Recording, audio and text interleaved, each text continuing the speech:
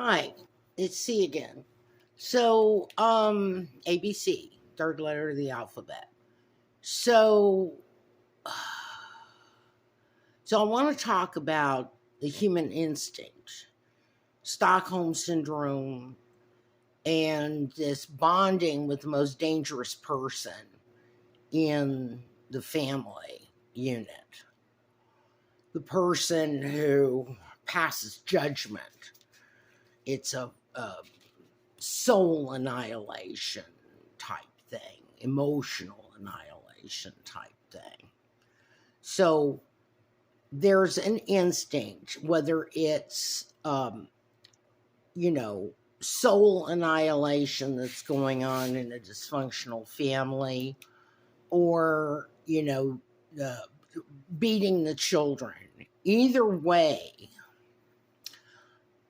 the child receives the message that that parent is dangerous. They're passing judgment. They're telling them, that they've got their head in the clouds. They don't know what they're talking about. This and that.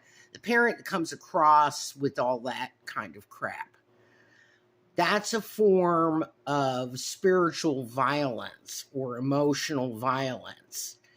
And it's very common for the child to bond to the parent, even though it's painful, to bond instinctively to the parent that is committing this sort of thing on them. The reason for this instinct is to ensure that the child survives by paying close attention to the likes and dislikes of this individual, what they approve of and what they don't approve of.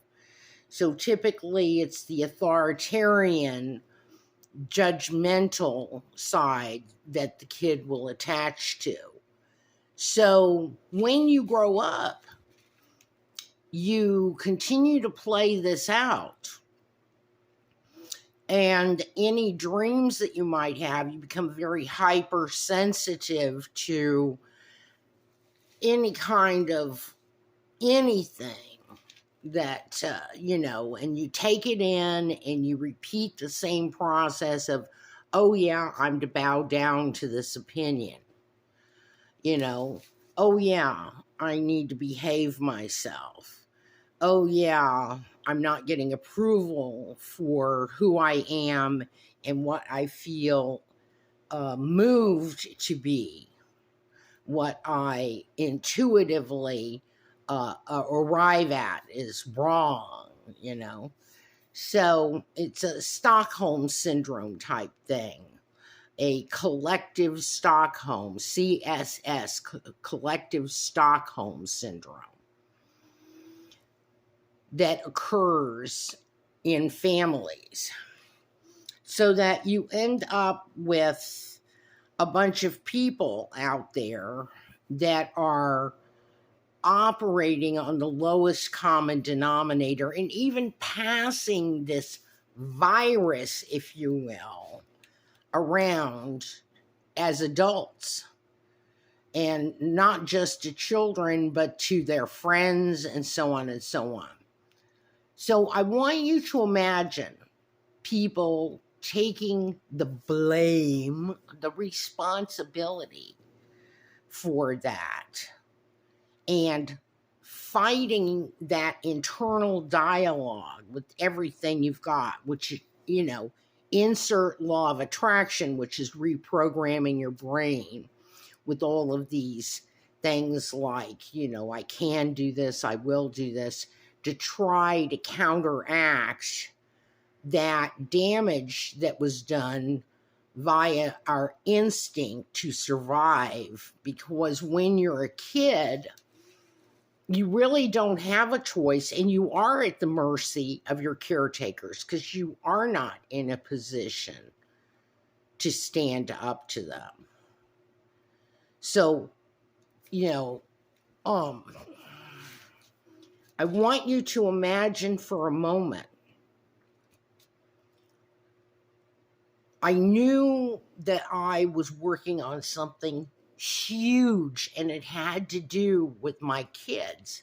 But it was like,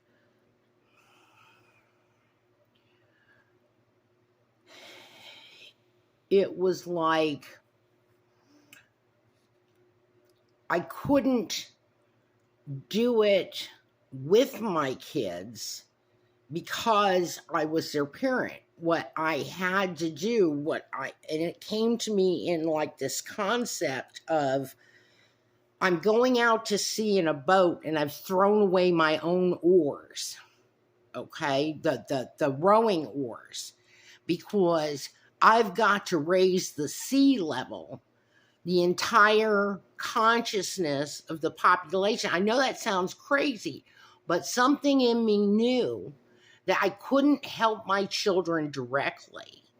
That what my job was to help everybody achieve this understanding and this liberty from their own family of origin, and teach each other how to do this and to defend themselves and catch themselves doing it to their friends and so on and so forth, to raise the sea level. That I was determined that if I couldn't raise the sea level for everybody, that I was just going to stay there. I was going to stay there until, I was just going to stay stuck. I had decided I'm in this with everybody else. I'm in here with everybody else. And if I can't raise the sea level, okay, C, my name is C, but C, SEA level, if I could, then I'm not going anywhere. This dinghy is not going anywhere. I'm just floating here at sea, lost with everybody else. I know that sounds crazy, but that's the way it came to me, that's the way it needed to be.